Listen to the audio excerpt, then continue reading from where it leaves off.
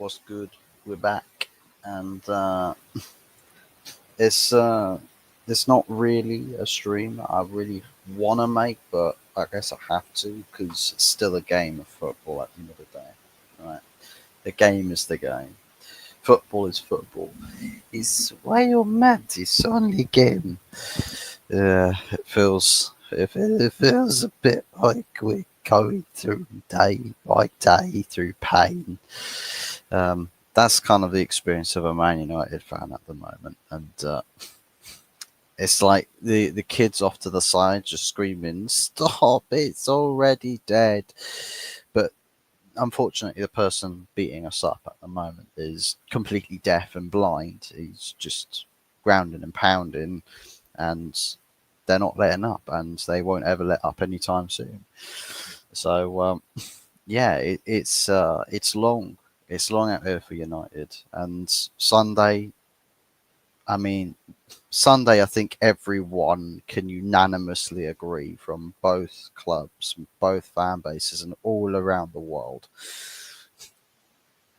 If we end up at the final whistle, the scoreline's probably going to be reading something like a 5-0 upwards.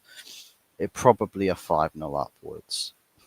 And 5-0 as if we have a good day for our situation. But if we get anything else, anything different, I mean, will I be surprised? Yeah, I would. I would be surprised. I just think the the vibe in this team at the moment from the playing squad is pretty much on the floor. I don't think anybody is really feeling good whatsoever from the playing squad, but also from staff, from fans, from whoever. And it's just it's almost like it's going through the motions, waiting for an inevitable, but we don't know what this inevitable is. Um, of course, we're in the midst of the January transfer window, so business is going on.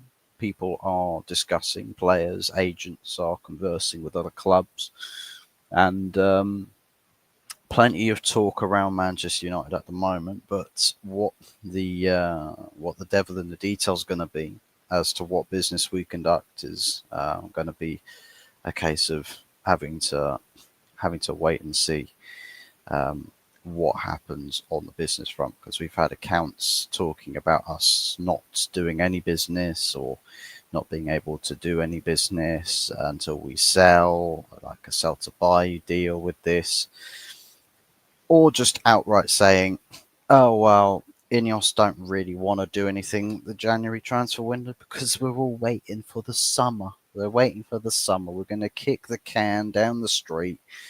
And in Kurt Zuma's case, and he'll be kicking the cat down the street to address the issues we are going to need to address later on, which would be very typical Glazonomics and has been very standard practice for Manchester United across the past decade. So quiet January transfer windows, not really much to write home about.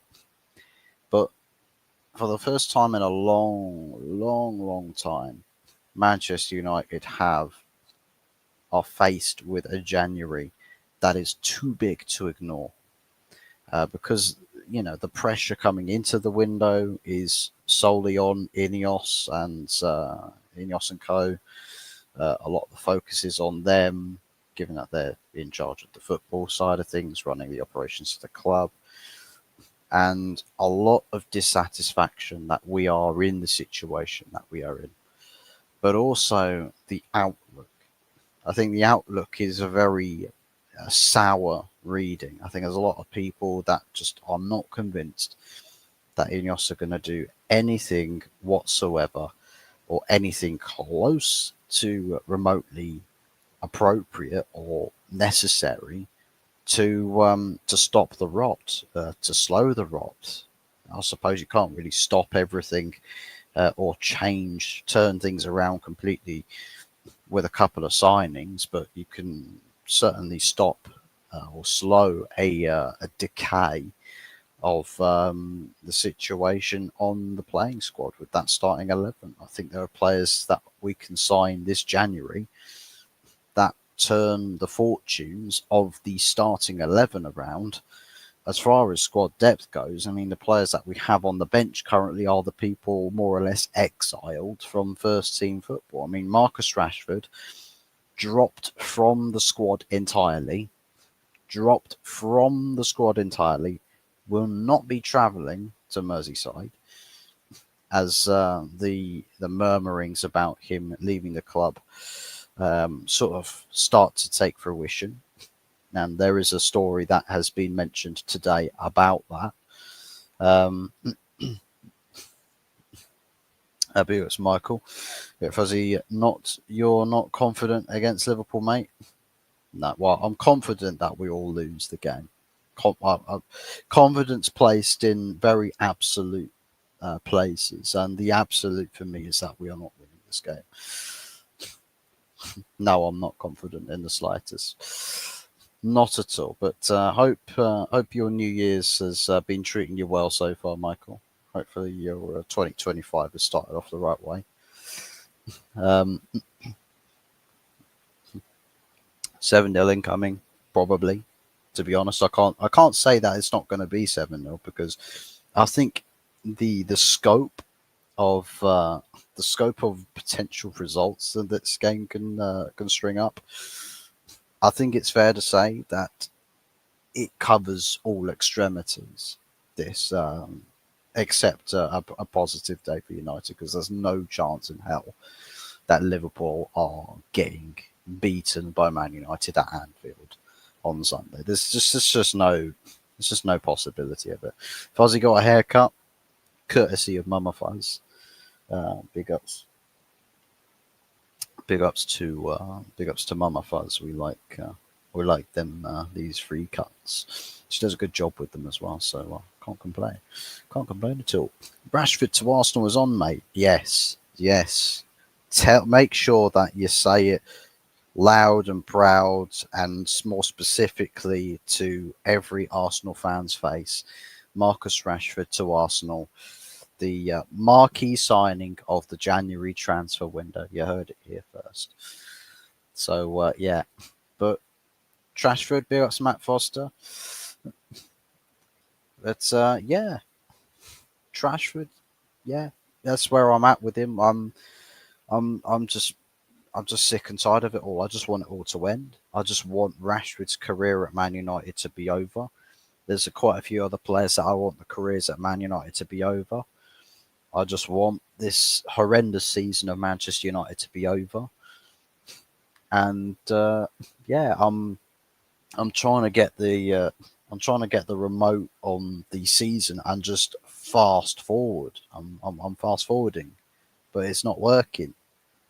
I want to bypass this Sunday, bypass most of the match weekends, all the way to the end of the season.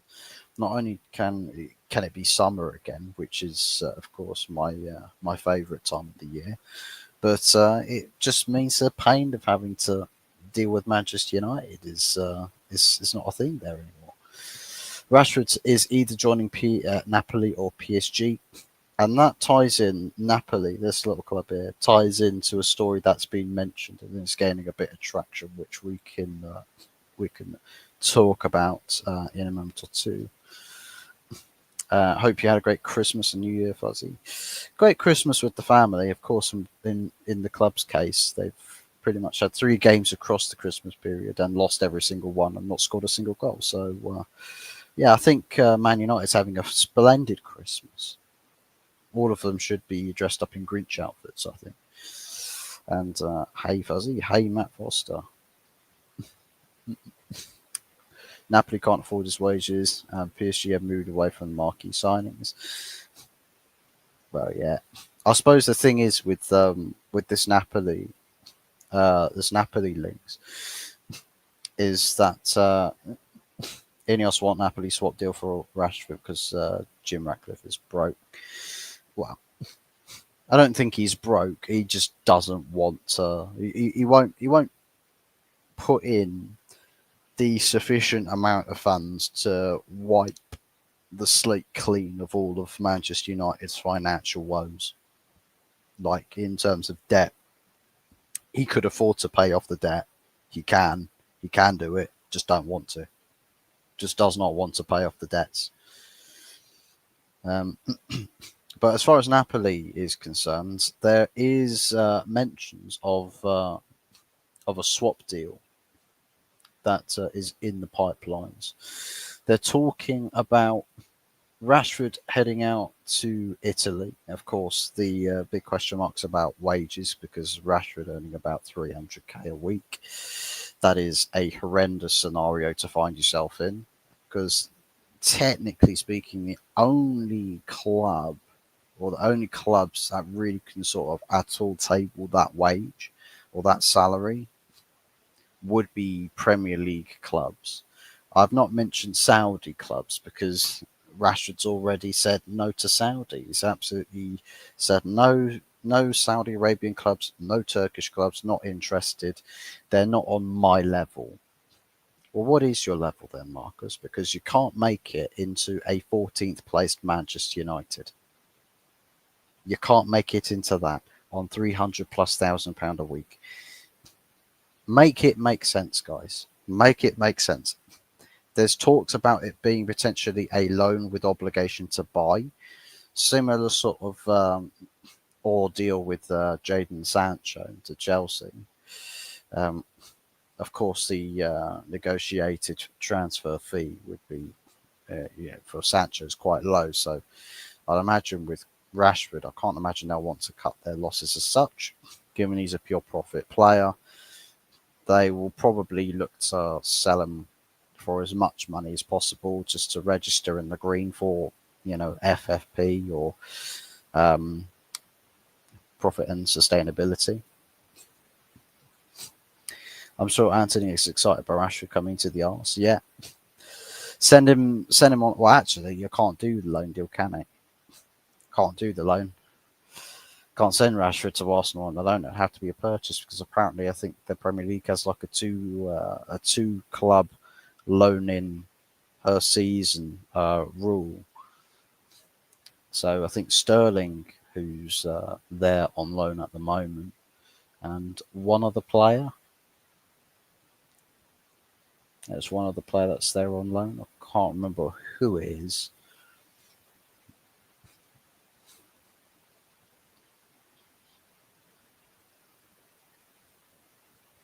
Who is it? No idea. No idea. It might be Neto. I think it's Neto. Yeah, uh, Brazilian goalkeeper.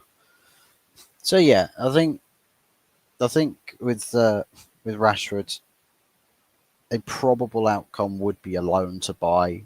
However, I think if the option to selling him on is there, then they'll absolutely take it. I think Ineos would take or prefer to have the loan, or not loan, the full sale. And I think given how difficult it is to basically move Rashford on, circumstances I think have driven the scenarios where Ineos are trying to find ways to soften the blow for other clubs, like saying, listen, we get it. Rashford's really, really shit, but we need to get rid of him. Please, can we do something with you? And I think that's what the Napoli deal is meant to be, is, you know, you've got a player you don't really want to have come back. We've got a player we don't really want to stay here. I think Rashford in a slower league, maybe he is afforded more of a luxury on the pitch. Can find more impact if the league around him does play at a slower pace. I think the Premier League he's just suffering. But then again, that we can say that that's completely on his own doing. With a slower pace league, maybe he'll find more joy out there, and I think he should be looking at that option. I think Napoli, you've seen Scott McTominay go there, and he seems to be doing a fairly good job over there. He seems to be doing all right. Maybe Scott can tap up Marcus Smith, right? Well, yeah, don't say no to Napoli, mate, because life over here ain't all too bad at all. That's coming from a Scotsman. They're not just him, but Billy Gilmore over there as well, another Scotsman. I mean, forget that they went for a Scottish midfield pivot, did Napoli, but yeah, not doing too bad over there. And whereabouts are Napoli in the table? Second place on goal difference behind Atalanta. So there you go. There you go. Yeah, I think there's quite a few good takeaway points for Rashford to consider going to Italy. But again, we talk about those wages. I think if you're Rashford's entourage, I think going against the grain of what's quite usual with them, because what they like to do is constantly tell this guy that he can do no wrong, right? Rashford's entourage are incredibly toxic to him, incredibly toxic.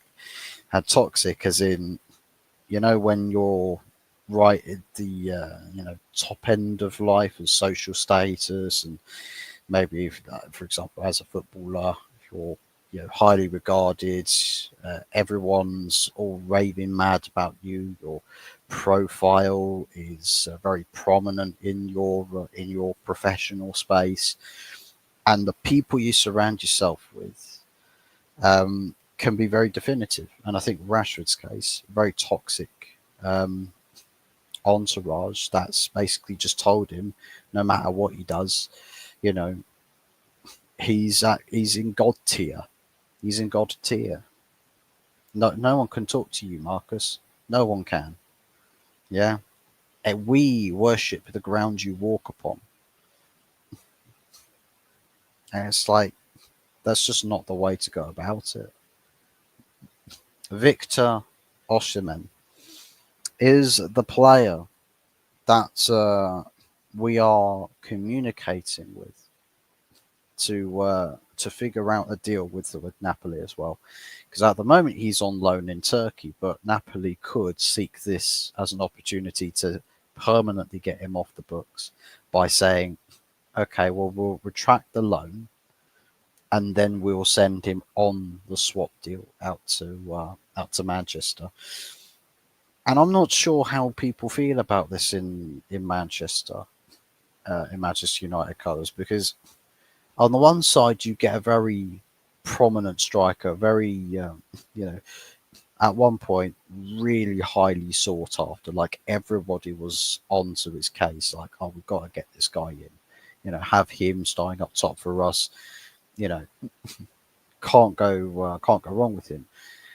But as of recently, it just feels like he's lost levels to his game, and he's not really had his feet planted yet. Like he's still that there's no certainty of whereabouts he is in his career. Now I think at Manchester United, it just it you know what it's to me it stinks. It does stink of an odor, like a bad odor that you want it to work out. You want Osimhen to come into the club and think, yeah, this is going to work out perfectly. Osimhen will make all the difference.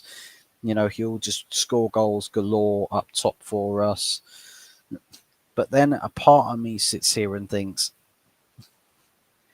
but looking at where he's gone in his career, he's sort of fallen off a little bit for a reason. Right? There's got to be a reason for it. There's got to be a why. Why is he on loan at Galatasaray?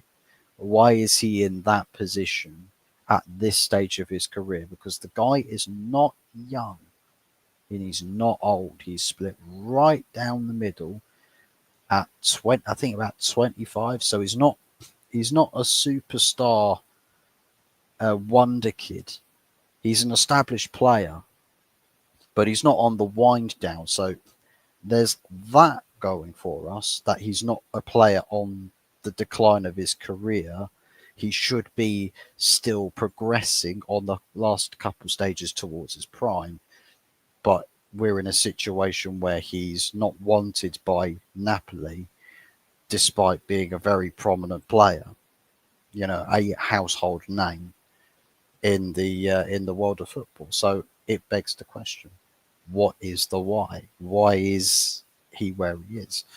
And it feels like, with all the problems Man United have had in signing players with household names, it's never worked out.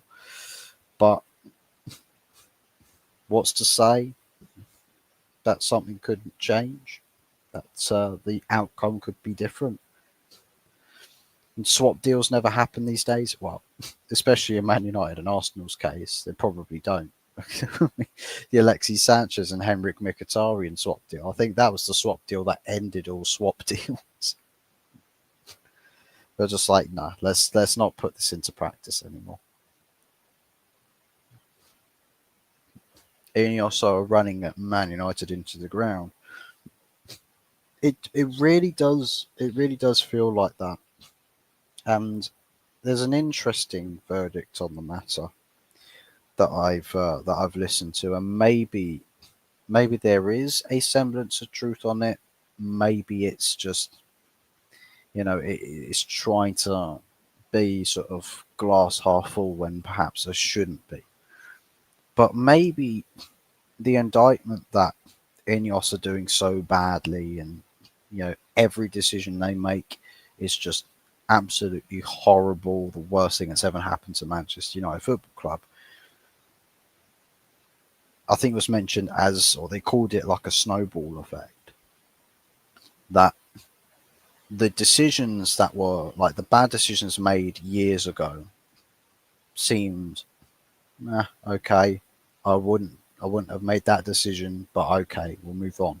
Decisions a couple of years ago, yeah, no, I wouldn't. I really, really wouldn't be doing this. I really pray that you turn things around and correct the mistakes you make. And then we get to today, but then when somebody else comes in, make the small mistake, a very small mistake, the issue of it is magnified 100 times over. So a smaller problem appears much bigger, and the fallout from it is catastrophic because everybody's looking through the same microscope at the same smaller issue. So I can understand where the vibe is with that. I can understand where people might think, yeah, maybe these are not significant mistakes, and we're excessively reacting to it, like an exaggeration, um, to what you know the actual issue is. To me, it feels like there's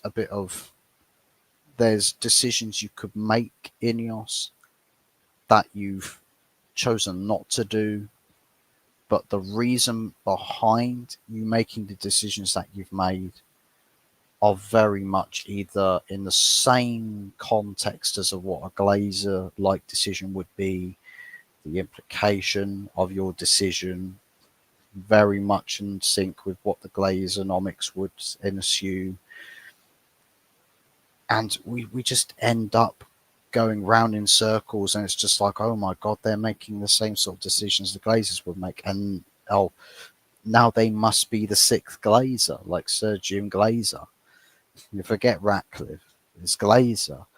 And it does feel like there are decisions that have been made by Ineos that really feel like Glazonomics is still very much at the forefront of the club. Like, maybe the Glazers are making more decisions on the footballing aspect of the club than than anything else. I definitely would think that the money side of things, the Glazers would be like, yeah, we like seeing us save as much money as possible, but it seems to be causing us other issues, guys. So Ruben should just walk away. Well, I tell you what, look out for this. Look out for this. If on the 1st of February we've not either not signed anybody and not gotten rid of anybody, if we've signed nobody and sold nobody and nothing's changed about the squad, this could become a very realistic probability. Very realistic probability. Barcelona can't afford him either. I don't think any clubs in Spain, because I know he said he wanted to go to Spain. He would prefer a move to Spain. I don't think any club really would want him. I really don't think any club wants him. Real Madrid certainly wouldn't have him. Atletico won't have him. Past that, no one else would be stupid enough to pay his wages. Nobody. United will not have European football next season. No, and maybe that could be a blessing in disguise. A lot of midweeks where we're not playing extra football. Anthony joining Real Betis. Probable.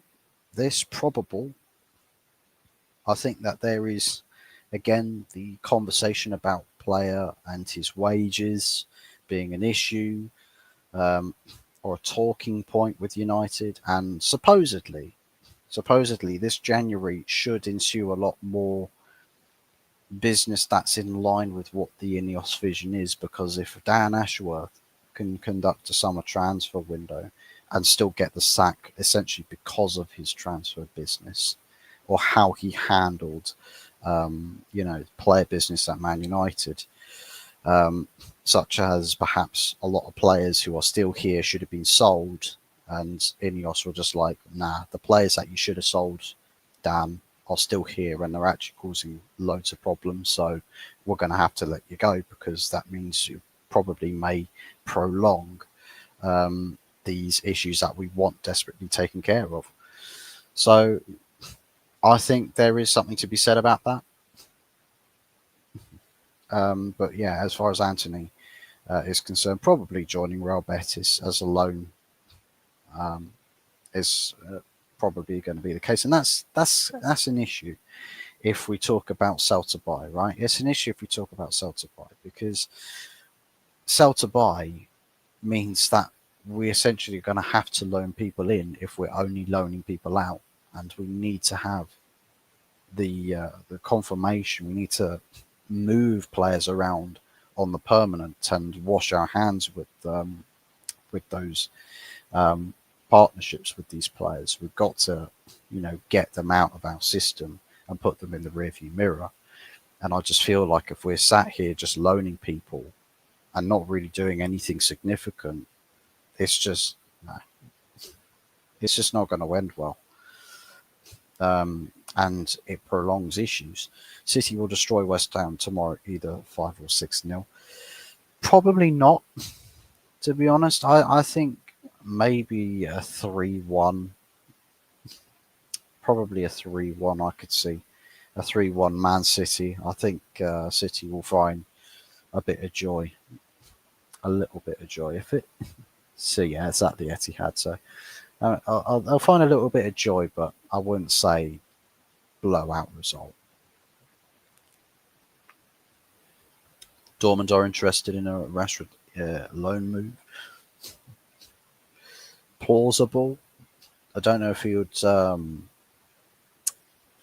I don't know if he would find much solace in that particular move, but never say never with that. The thing, why should other clubs look at Man United players when they are not even trying with the club they're actually fuzzy? That's a huge issue. Well, that's my issue when it comes to player sales. Is just we're at such a horrendous point where I believe that Manchester United Football Club should take the major hit that is sacking players. I honestly think don't try to sell, because if you sell, that means you pay the player money for every week he stays at the club.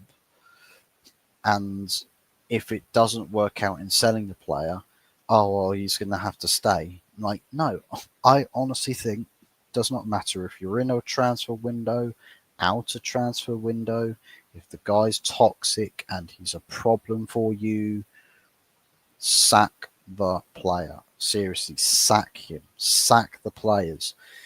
You pay a lot of money to cancel contracts, but the message is loud and clear, right? And players that come into the club know that they can't just, fleece off a payday. They can't, because they know if they slack, then they'll end up as a free agent.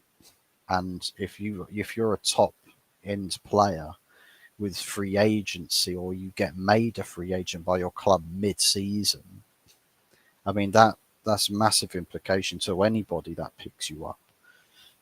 Huge implication. And it's a humbler, a massive humbler. And with many clubs, why search in the market for a Man United player when there are alternatives that can do the same job, if not better? Yeah, they cost less, you pay them less, and they actually put in better work rate and performances for you. Seriously, Manchester United players a um, are not a sound investment. It just isn't. Valencia 1, Real Madrid 0. I believe that's still first half, and that's La Liga game. Onana is gone in the summer transfer window. I can see that. I can see that. I think him and Bayendir are both goalkeepers. I think may go in the summer, because no, neither of them are leaving a lasting impression on Amorim. Juventus won, AC Milan won Italian Super Cup semi-finals. Haven't selected that competition as my favourite, so I can't see that game. Onana is at Man United for the long term. I don't think so. I think at the moment, I think it's. I don't think Amorim is really all that fond of Andre Onana. I do think that there are other goalkeepers that I think are just a lot better with shot stopping, and I think that's the realistic issue for Manchester United. If you're a performance analyst, you're looking at the obvious, that with a goalkeeper like Onana, he's not very good at shot stopping. He's not a very good goalkeeper, to be honest. He's not a very good goalkeeper. You've got David De Gea at the moment saving goals galore out in Serie A. That was a shot stopper, but everyone got upset with him because he wasn't necessarily great at ball distribution. But then we got a goalkeeper that was the master of it, and basically in the same boat now. So for me, it's just prioritise a goalkeeper who can stop shots. And it's not it's going to cost you a lot more persisting with a goalkeeper that you can guarantee will cost you a couple of goals, for every 1 to 2 goals every within 5 games. That's a lot of money. That's a lot of money that's costing you. So yeah, I think Andre Onana probably will be popped on the sale list. Ruben wants Onana gone in the summer. Yeah. Harry slabbing Maguire staying at Man United for the long term. This club's number 1 defender. I think the +1, because there was talks in media saying that they wanted to give him a new structured deal. But I think given that they probably looked at the situation, thought, I think the wages we want to give him, he won't accept. So I think we have to acknowledge that we can't necessarily replace him whilst replacing everybody else that we've got on the priority list. So I think the best bet, and and look, Amarim's not gone against the grain with the Maguire fan club. He's not said, "Oh, yeah, Harry Maguire is not a player I want at this club whatsoever." He likes the sort of character that he has, and I think the sort of professionalism he showed. He doesn't seem like he's very vocal of, just blowing smoke up his arse. Like he's a lot quieter in a lot of different ways now than he was when he was captain.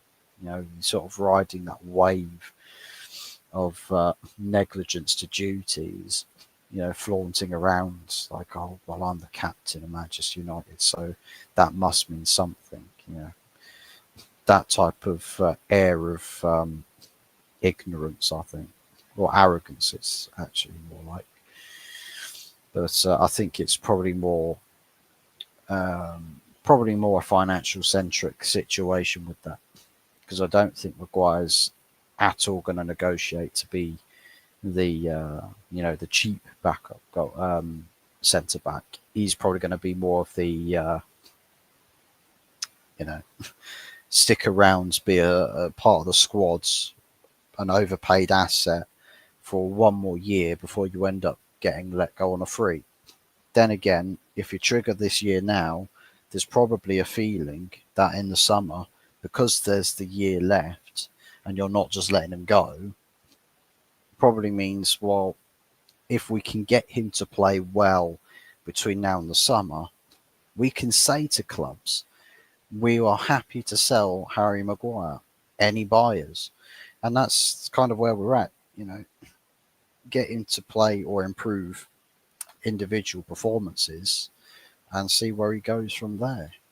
Turn up to the summer transfer market, 1 year left on his deal. Yeah, we'll take a lesser transfer fee, and we've sweetened the pot a little bit, so he'll be happy to negotiate for a lesser wage as well. It's not up to Amarim, mate. The manager doesn't get to make those decisions anymore. Well, I mean, he does. He does still have a say in the matter. It's just the club can still overrule the manager.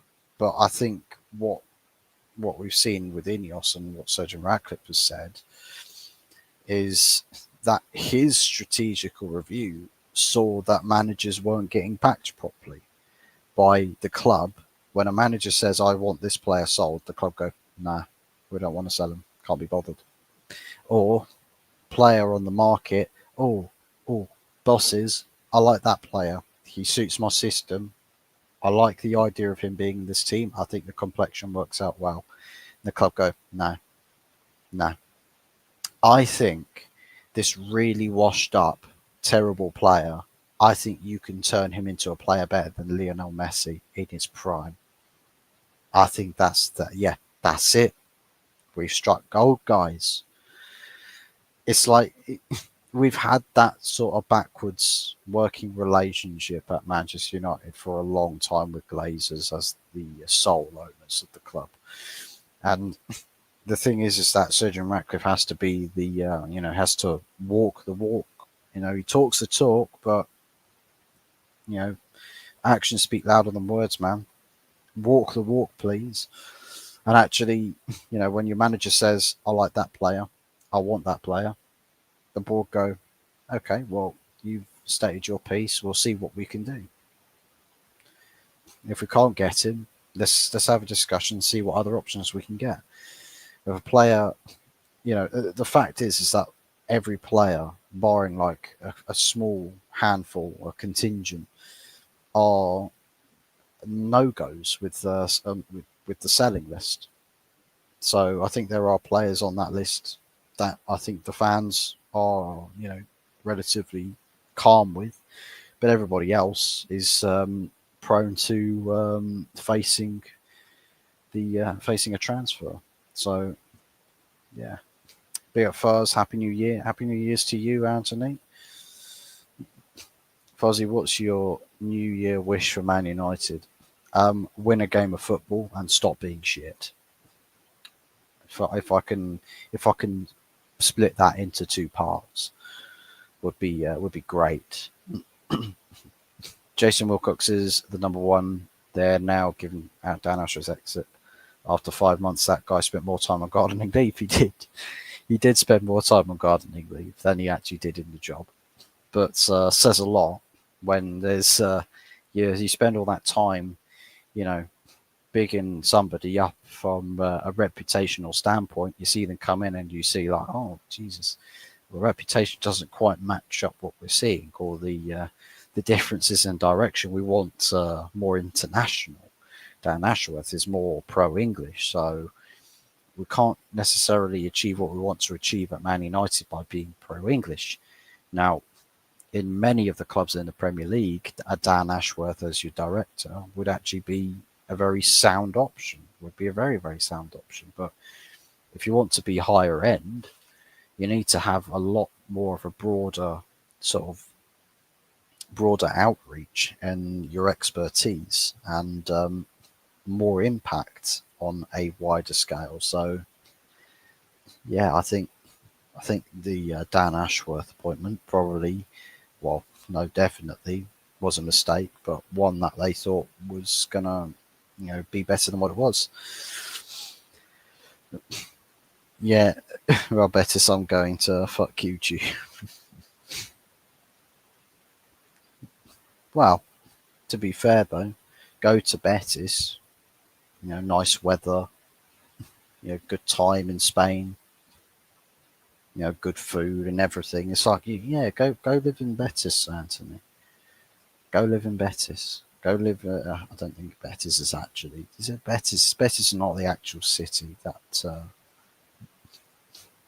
um, I swear it's like it's not Seville, but Valencia. Is it Valencia? Is Betis Valencia or is it Seville? I think it's Seville actually. Betis. Can't remember whereabouts it is. Yeah, it's Seville. So Seville, not a bad place to go, to be honest. Go live in Seville. Can't go wrong with that. Big up, lad. So what good is your attack going to be versus Liverpool's defence? Big ups to you, Raving. Happy New Year's to you. I mean, if I'll celebrate if we can have a shot. Never mind if it's on target. If we can kick the ball towards your goal, roughly in that sort of area of the stadium, I think we'll be overachievers. I think we'll have completed football, mate. Just hit the ball towards your goal. Completed it, mate. We don't need to do anything more. Don't need to prove anything to anyone anymore. We've done what we set out to do. Ted Lasso FC. That's two teams fighting relegation: Man United and Fuzzy Company Fantasy Football League. Wow. It does feel like it's similar results of gross negligence. Like I've neglected the fantasy football league, to be honest. And you could probably tell I have by looking at some of the players I've got in that team.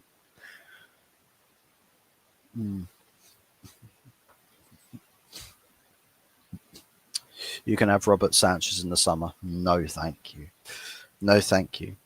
You can willingly keep Robert Sanchez at Stamford Bridge. We do not need that kind of a goalkeeper at our club. You do not need to feed disaster with disaster. Van Dijk will have Xerxes in his pocket. Well, you might have to have him in his pocket because he's probably be on the bench, mate. Might need to be in Van Dijk's pocket to stay warm. It'll be fucking freezing out there. Sat on the bench. Imagine if Southampton either draw or win at Old Trafford on Thursday week. mate. Southampton. This is the reality of the situation. We're at such a state right now that Southampton is genuinely a 6 point. Like how bad things need to get to look at Southampton as a 6 pointer. I mean, Jesus Christ.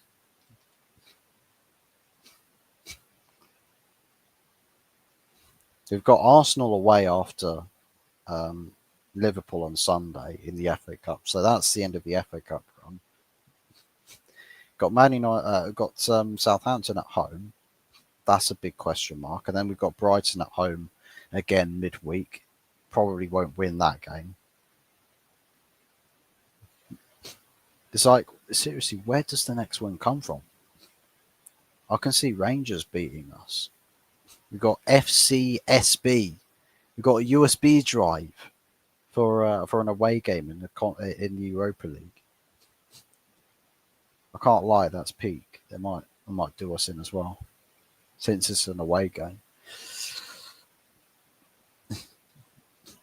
You can have Ariola, Fuzzy. Nah, you're right. You're right, mate. I think there's one goalkeeper that was mentioned that we might show a bit of interest in. And that's Kobel from Dortmund. I think they might look at that potentially as a goalkeeper signing.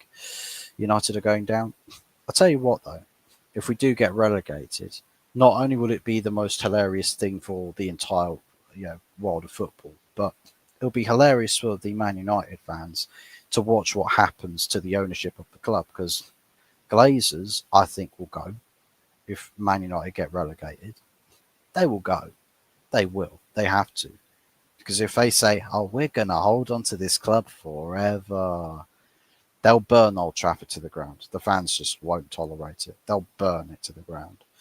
We'll just play without a stadium the next season in the Championship. United will probably finish either 11th or 10th this season. I mean, if things turn around, if we can get a couple signings in, like I say, we can slowly decay, at least until the summer, before you have to really cut the heart of the team open again. And yeah, I think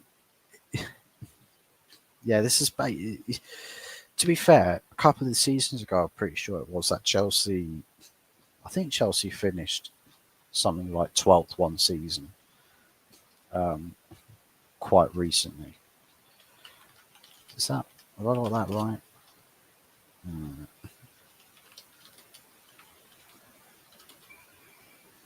2022. I think it's 2022-23. Yeah, 2022-23. Chelsea finished 12th on 44 points. That's double the points tally we have at the moment.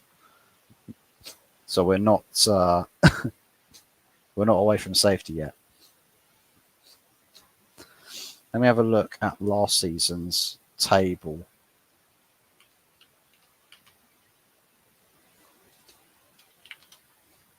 Oh God, I'm typing wrong again.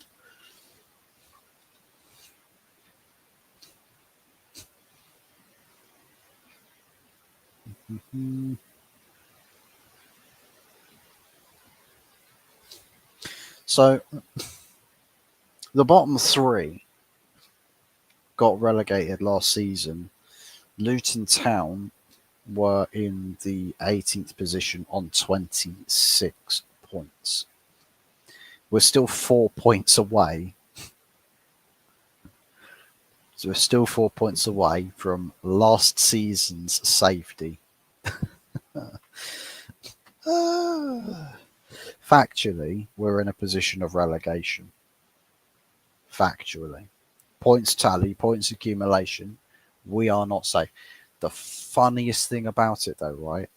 In 14th, lowly 14th, absolutely the worst thing, like worst the Man United's probably ever been since the days before Sir Alex Ferguson.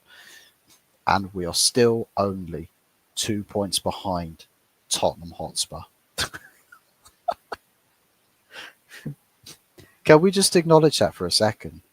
Like it's a little bit quiet over in Tottenham's camp. They're only 2 points ahead of us.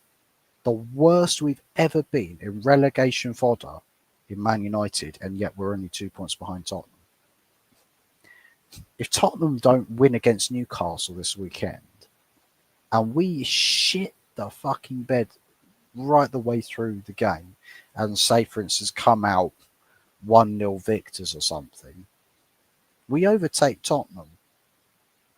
Tottenham become the relegation fodder.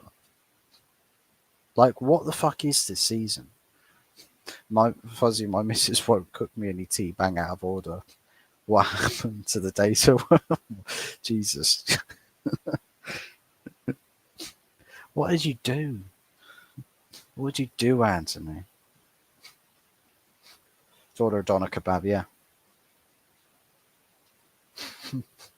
the hairy doner kebab. Little curly hair stuck between your teeth. Imagine City and United relegated this season. City due to their 115 FFP charges. Do you know what? I would love it if we finished in 18th place, right? 18th place, and we get relegated, but then the courts come back and say, City get relegated. City did being relegated, but we're going to put them rooted to the bottom, so all the teams in the bottom three move up by one position, and we escape relegation in 17. Honestly, I would absolutely laugh my head off if that happened. Can't imagine it would. It's a bit too fantasy-like, but still. Fuck that game kit. Extra crabs. Yes. How you gonna get a straight up win? A madness. A madness. We'll have to do a madness. We probably need him to score a hat trick, to be honest. But I don't think that's going to happen. But football, they say God works in mysterious ways. Well, so does football. Some really mysterious things, like yeah. And I think, though, it's probably a 99% chance of Man United, not losing the game. Forget winning, just not losing. So get a draw. But I suppose that's the thing. We've set the standard bar, so low of expectation for this game. It's sort of come to the point where if we see anything that's not a loss or like a bad loss, I think people probably walk away from that game with a feeling a little bit better than initially anticipated. Yeah. Whose clever ideas was it to buy the Xerxes of this football world? Well, Dan Ashworth was one of them. But maybe, whoever's in charge at Juve might try to get Xerxes in. I mean, let's just be real. I mean, he was Xerxes was literally the Serie A team of the season last season for Bologna. What's happened there? Blame Ten Hag. Yeah, I think so. I think a lot of the signings that were made, or some of the signings that were made in the summer, were for a Ten Hag system. Ruben Amorim, no signings yet. Well, barring this young kid from Paraguay, Diego Leon. Aside from that, he's not got any of his players in yet. He's working with He's working with 1, 2, 3, 4, about 4 failed projects. He's working with, and you got to think about this, right? With how clueless the board have been for a decade before, Barada and Wilcox and co.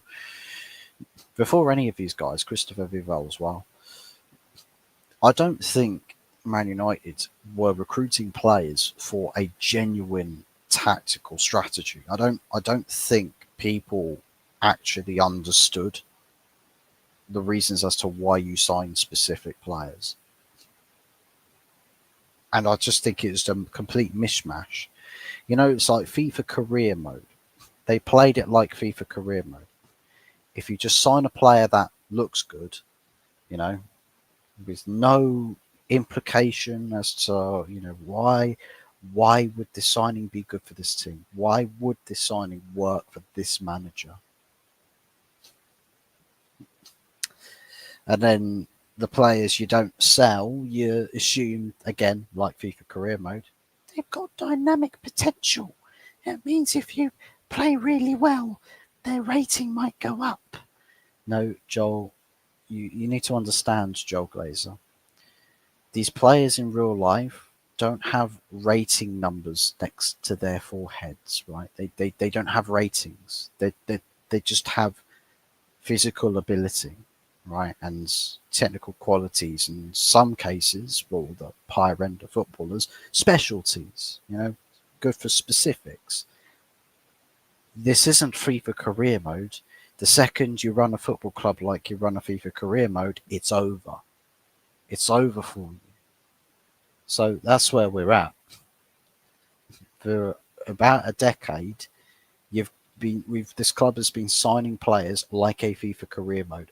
No toss is given over specifics, specialties, tactics, roles, anything. Just sign a player, looks good, a little bit of ability. Yeah. How good are they at marketing? Can we market them? Can we put them in a picture and make them look swag with the latest Man United drip? And that's kind of the parameters, and that's what happens. It's a scattergun approach, not like a Chelsea scattergun where you spend loads of money on hundreds of players. The scattergun is that it's just so random. The parameters of signing a player for Man United were just so ridiculously random. No thinking behind it. Because it makes you wonder what the heck is happening if these so-called experts don't have a clue in their positions. Well, that's it. The players that we've got, I don't necessarily think were signed as part of a strategy. I mean, Ten Hag probably, mentions what sort of players he wanted, but then the way in which what should have played with the signings he made, he never didn't necessarily do that. Like I think there was decisions he made that if he just played different, like a different approach, different players in different positions, maybe the results would have been better. The situation would be better. Maybe he'd still be in a job right now, and just it would be a bit more rosy in the garden. But I think what we've seen is we've signed a manager that is a very different, unique system that I think it feels like they just wanted the guarantee that we'd have a good manager and then we start to build the team for him rather than earmarking a manager, try to start building a team in the image that you'd imagine he would want it, and then have some of that work done, then bring him in, and then he can turn around to you and say, these players you brought in for these positions are not very good. Look, I don't think these guys are gonna work for me. I need to have these sort of players. So it's like there's two different paths that the board could have gone down with this, but I think guaranteeing it's like what people say with Ruud Van Nistelrooy. It was better keeping him as the interim and then bring Amorim in the summer. And I feel like I think there'll be too much going on in the world of football, right? For Amorim to have stayed at Sporting for the whole season. Meanwhile, everyone else is sacking managers, and then they're saying to Sporting, "Oh yeah, we want to bring Amorim in. We want to have him come into this club." And let's be honest, if Amarim came in mid-season for any other club, they'd be doing a whole heck. He'd be doing a whole heck of a lot better with everybody else. But because it's Man United, obviously that complicates the matter a little bit. Um, but yeah, for me, with Ruud van Nistelrooy, I think would we be winning more games? Possibly. But I'm sort of in the hindsight glad that the what Amarim's essentially done is he's come in and exposed just the toxic nature of the culture of this club, and I think it's a murderous culture that we have. That if you have Ruud van Nistelrooy basically covering up what's truly catastrophically wrong with this club until the summer, the issues we're seeing now, we would still be facing this same issue further down the line. I genuinely believe that because there's no way that if the situation is not as bad as this, that we would be having such an urgent outlook on a desperation. We've got to fix so many things. We wouldn't be facing this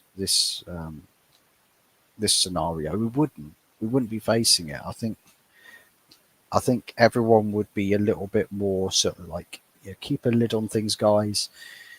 Rashford probably still in the team. Garnacho's probably still in the team. You know, all of these different players probably still playing. And I just think at the end of the day, the fact that the culture, the toxic factor of this club is being exposed and everyone's seeing it for what it is, you can't ignore the subject anymore. You have to address the problem now. Some are going to be interesting to see who Ineos does with the squad. Yeah, I think there's loads and loads of players right now that I think are, prone to being sold or just prone to being let go. I mean, I think it was the other day after Wolves, I think it was, or was it Wolves? I think it was Wolves. After Wolves, I thought, or I looked at the squad that featured in that game. I looked at the 22-man squad that we had active, or was it 22? No, it's 24. 24-man squad we had active. About 14 players I could probably guarantee don't have a future at this club and need to be sold. That's 14 with potentially a 15th. Potentially a 15th. So that is astronomical that you've got 14 players at least that need to be gotten rid of. 14. That, do you know when Ranić came out with the quotes? 10 players out, 10 players in. Well, yeah, add another 4 on top of that. Yeah, and then we can start to have the conversation about Man United turning things around. We can start to have the conversation. Forget like, oh, well, if we do all of that, we'll be challenging for Prems. No, we need to make 14 signings and 14 sales to start a comeback, to start moving in the right direction because of toxic elements. How is that sufficeable? Like, how do we amount to that? How do we get around that? But unfortunately, that's going to take time. Yeah, it will. And in Man United's case, that's catastrophic. Ineos doesn't have time to fix things. They don't. They don't really have time. I mean, what was it? Barada said, Project 2028, win a Premier League title by 2028. Well, it's all well and good, you know, having that projection. You know, you project that Man United should be on course to winning a Premier League title by at least 2028, but we're not even in a position to be, talking about finishing top half of the table for this season. Next season, we're not even in the talks for top four.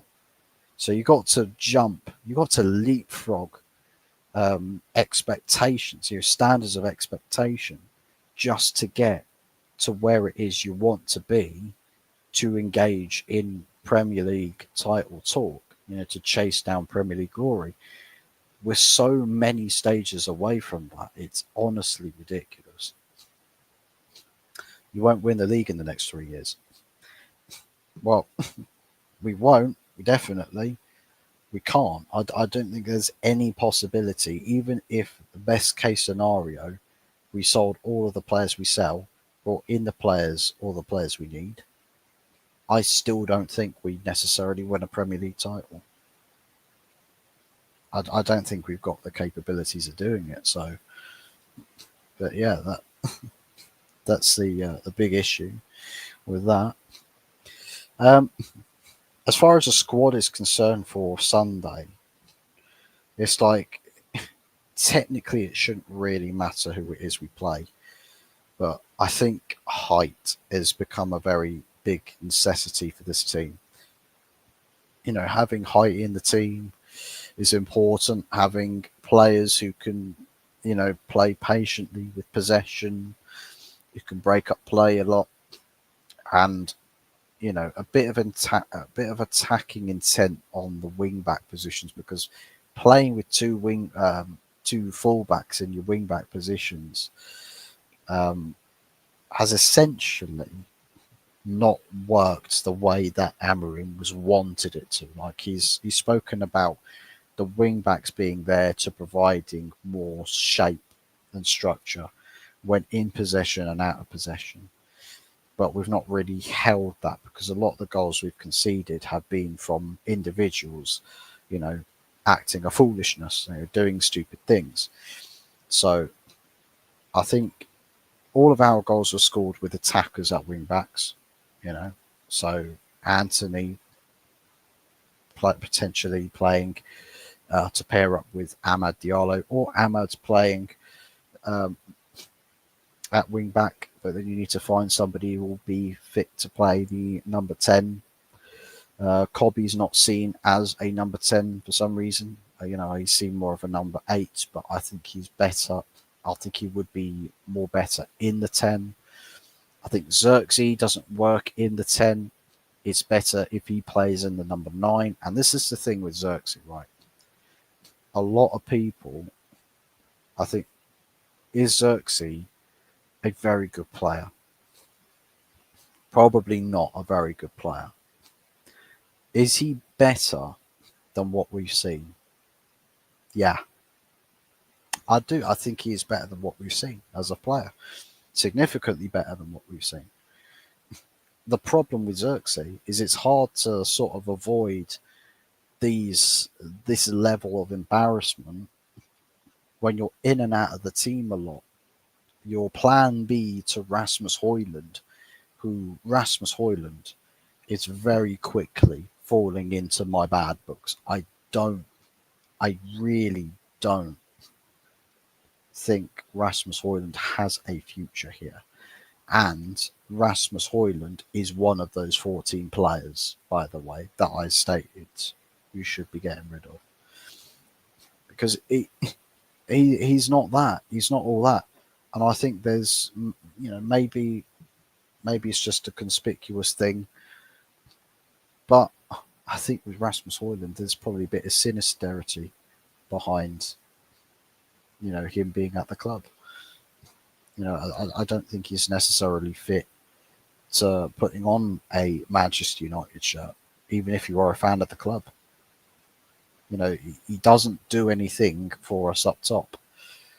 Aside from score a goal here, score a goal there, where's the 20 goal a season striker?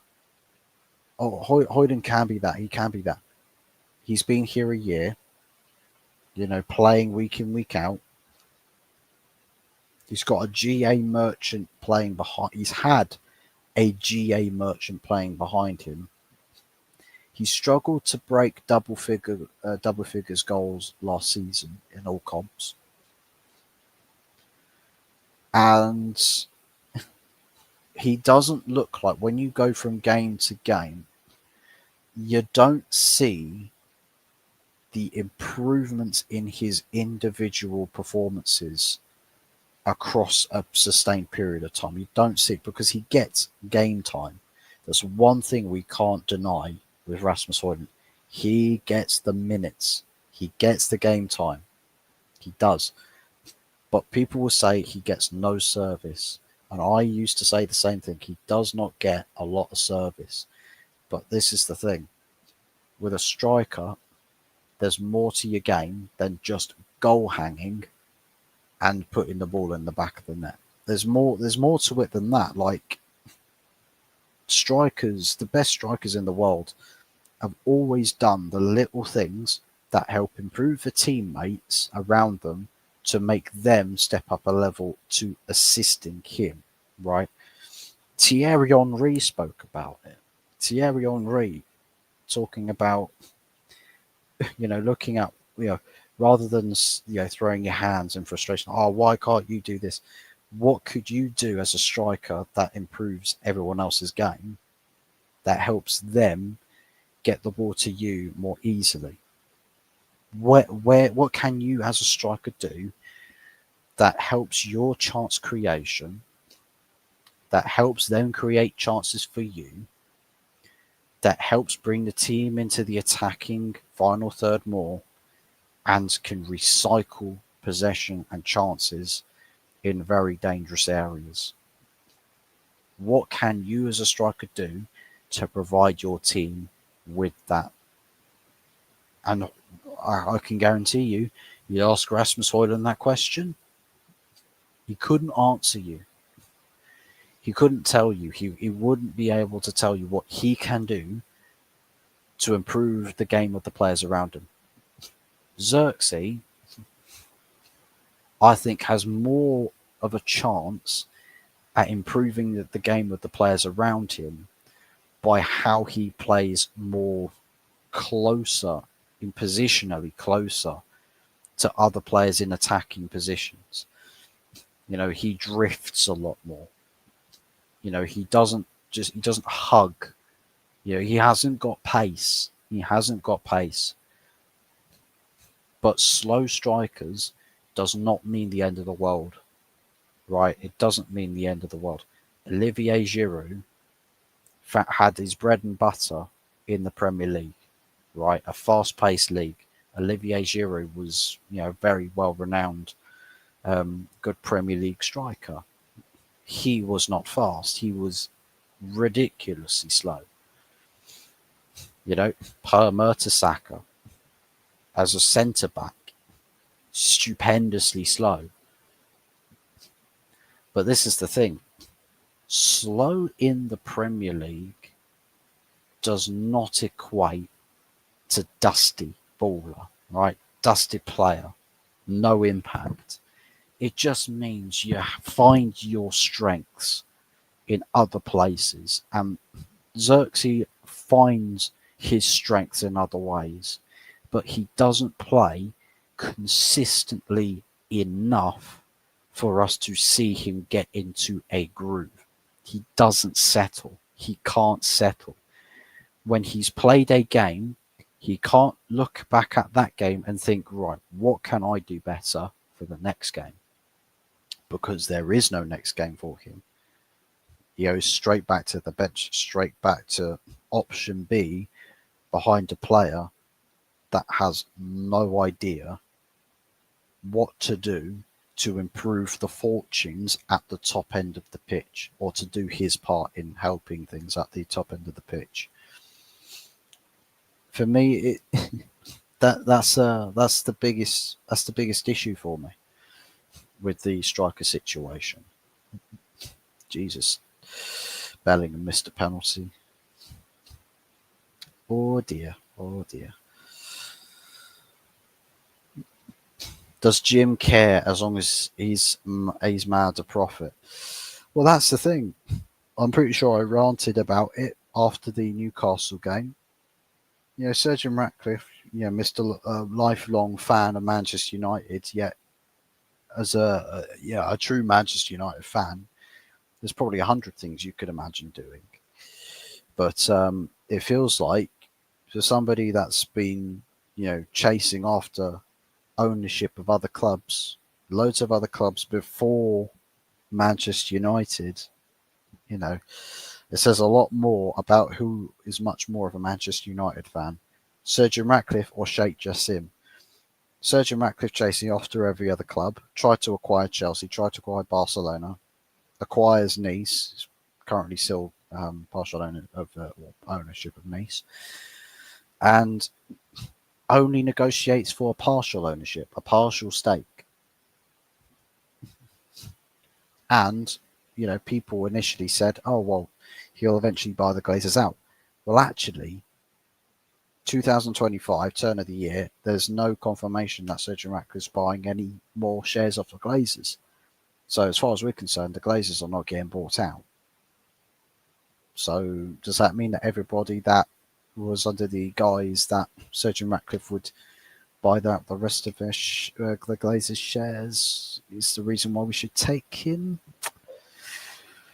Meanwhile, Sheikh Jassim could have done everything that Sir Jim Ratcliffe has done, chose not to, stay very vigilant to Manchester United, and since then has had many opportunities to approach other clubs to buy them. Yeah, for big takeovers, big money takeovers. And has said, no, I'm not interested in buying any other club. For me, if I'm going into football to acquire a football club, it is Manchester United Football Club I want. There are no other clubs out there for me. Just only Manchester United. So, as far as I'm concerned, Sheikh Jassim, do you know what? I think Sheikh Jassim's probably low-key sat over in Qatar right now, watching this horrendous thing going on with Man United and thinking, oh, baby, with this, if this goes down the toilet, I think they will pick up the phone to me. They'll pick up the phone to me. It's just like, hey, I know you got some money. Do you fancy buying a club off of us? Because I don't think we quite got it under wraps over here. So, yeah, I think Sheikh Jassim probably more in terms of provability, more of a Manchester United fan, and this guy we've only seen like 3 pictures of. They've seen Sir Jim Ratcliffe in the flesh and all, but Sheikh Jassim we've only seen like three pictures of him, and he still exerts in terms of actions. He still exerts more of a Man United fan than Sir Jim Ratcliffe does. Every team sees United as weak. Yeah, can't disagree with that. Bellingham just missed a penalty for Madrid. Joby is always the better player. Bellingham is average. Uncomfortable conversations. I can't necessarily say that you're overly wrong with that. Bellingham has been found out. Højlund isn't good enough. I agree with that. Højlund is not good enough. And I suppose, do you know what? Do the swap, right? Bring Osimhen into Man United. It's better than Højlund and Xerxes, by however much you want to say he improves us by. Højlund, you're probably, to me, I think I'm more sound with keeping Xerxes than I am keeping Højlund. I'm genuinely more sound for Xerxes than Højlund. I do not want to see Højlund starting up top for Manchester United. And I said this when he came in. The guy's not a Man United starter. He is not. He cannot be. You spent £72 million on the guy. £72 million for a player, for a striker, that the only thing going for him is age profile. Seriously, nothing else about the player of Rasmus Højlund has any significance. So we've seen that Manchester United, the board of Manchester United, were capable of signing a player for signing's sake and spending big money on somebody who's not proven. You spent 80 plus million on Anthony. Yeah, the board, who, by the way, at the start of the window, had the opportunity to sign Anthony for between 30 and 40 million pound, by the way. The price doubled because the board at the time wouldn't act on signing the player at the time. Anthony was on a much cheaper asking price. I mean, even right now with 30/40 million pounds, it would seem a bit like overpaying still. But this is where I come from. This is where I come from when it comes to inept boards. Just very backwards logic, very backwards thinking, business orientated minds or bankers thinking that they can run a football club like they're the manager in career modes of a FIFA game. There's just no sense behind it. There's absolutely no sense behind it. Just a random mishmash. You ain't even worth 20 mil. Wow. You won't. We probably won't sell him for more than 20 mil.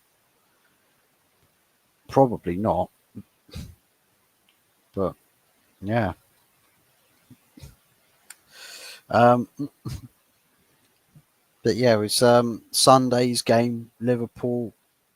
As a scoreline, as far as the scoreline goes, I literally will predict a 5-0 Liverpool. I genuinely will. I'll predict a 5-0 Liverpool because I just think that these players are just so dusted. And I think some of the players that will probably end up playing will still cause us individual errors. I think Onana's confidence is on the floor, so he'll probably let in so many easy goals. And yeah, I just think I'll tell you what, if we can limit the goals to open play goals rather than set pieces, if we can tidy up with the defending on set pieces, that would be a small sign of a bit of progression, right? You've had a whole week, no game midweek, just a whole week of just training or preparation for a single fixture. Do I think we've got it in us to actually do better, to actually compete for this game, for a result in this game? I think there's capabilities there, but the proof will be in the pudding. And I still think, with the way that some of the players are, I still think it's going to be a bit of a battering on the Sunday. But let me know what you guys think about this fixture on Sunday. Whether you guys think that Manchester United have any hope in hell of doing anything more than losing this game of football. Do Manchester United have a prayer? Let me know what you guys think in the comment section. Leave your score predictions for the fixture in the comment section down below.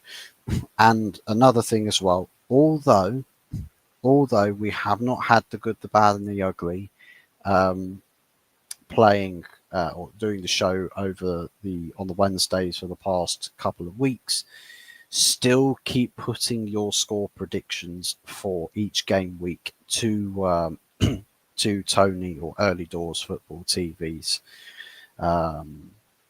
YouTube, Instagram, Twitter, whichever. Keep posting the score predictions for each of the match day weekends or the game weeks of the Premier League, because we're still tallying the results for each of these game weeks. So yeah, make sure that you do it tonight. Do it tonight. Get your score predictions in. And if you guys don't know where to post that, if you are part of the league, then post it in the comment section here, and I'll pass the predictions on to Tony, and we'll see how we do going into the new weeks. Matt Foster's gone with 6-1 Liverpool. Oh, you've given us a goal, Matt. You've given us a goal. Fair plays. I didn't mind for this weekend. Good stuff, good stuff. Anyways, guys, thanks for watching. Thanks for tuning in. I'll finish things up there. Appreciate everybody coming in, and hopefully everybody's so far having a splendid new year so far. 2025, a year of promise, and hopefully a better year for Manchester United, a year where we can actually progress the club a little bit, and hopefully not a year where Man United get relegated from the Prem. But you can't rule these things out. Hopefully we can sort things out at Manchester United. Thanks for watching, guys. Take care, and we'll be back again definitely on the Sunday. Definitely on the Sunday for the Sunday night takeaway show. We'll be back on there for that, and then the return of the good, the bad, and the ugly on the Wednesday the following week. So yeah, looking forward to stuff. Thanks for watching, guys. Take care, and I'll catch you on the next one. Until then, ta-ta.